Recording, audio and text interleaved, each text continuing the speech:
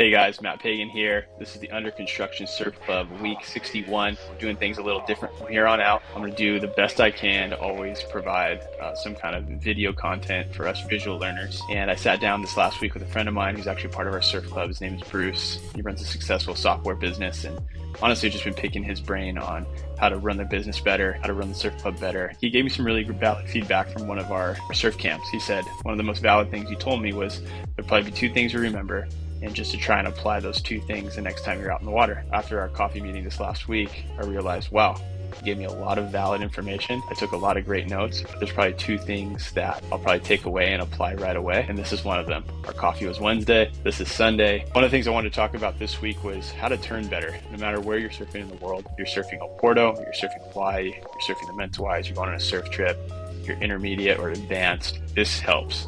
This is something that I worked on with coaches growing up, and this is something that I hope that you can take into your next sessions this week. So let's get into it. Number one, I want you to focus on where my board is going on this wave. Now this is a closeout, local closeout wave. My board, although it looks like it's going straight down, you rarely ever want to go straight down to the bottom and bottom turn, especially in faster kind of closed out waves. So as you'll see, my board will actually go a little bit more parallel. It won't go completely parallel, but the idea is that I want to try and stay in this like top third of the wave before breaking the wave down into thirds here. Board is actually going a little bit more parallel. I've now pressed down and tried to garner and gain as much momentum as possible off that top third of the wave. And then now I'm able to really bottom turn and lean into the section that I see and the section that I want. It's also opening my chest and my eyes to seeing, okay, where do I want to turn off of? Okay, I see this section is about right here. That's kind of the sweet spot. It's nice and steep, and you can have some fun on this section. And here, now I'm in the steep, angled part of the wave. And this is where it gets really fun, because the second thing that I want you guys to focus on is the transition from rail to rail. So taking off sideways again, number one, trying to take off sideways and pushing down from that top third of the wave. Now I want to get back up to the top third of the wave because that's where it's all nice and steep. And now I'm holding as long as I possibly can on my toe edge. And as soon as my back arm releases, that's when I release all of the momentum that I have, all the speed that I have.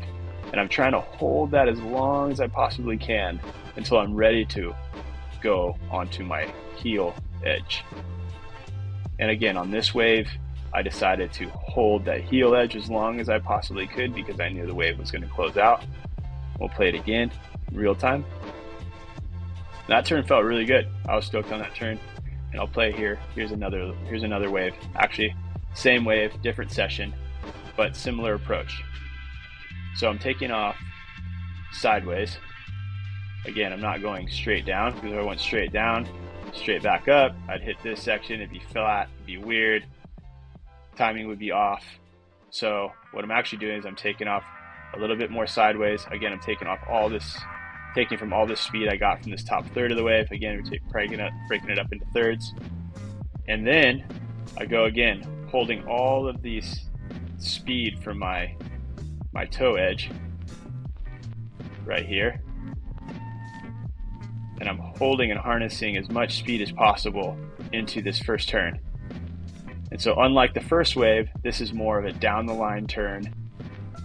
My head's going down the line and I'm trying to finish it, and then pushing off, trying to get as much speed as possible. And now I'm really digging in. I've got a ton of speed. I got a ton of speed off this first little check turn, pushed down. Now I can be like, okay, let's see how long I can hold this bottom turn. As you can see, this is a twin fin. One fin's out of the water, so I'm completely committed. And this is my sweet spot. That turn felt really nice. No water out of place, a lot of spray. And then now I'm jamming. I'm like, okay, let's see if I can do it again.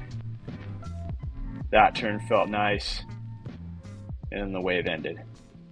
So if there's two things that I would want you to focus on from these two waves, is number one, taking off at a slight angle, trying to hold and harness as much speed as you possibly can off your takeoff.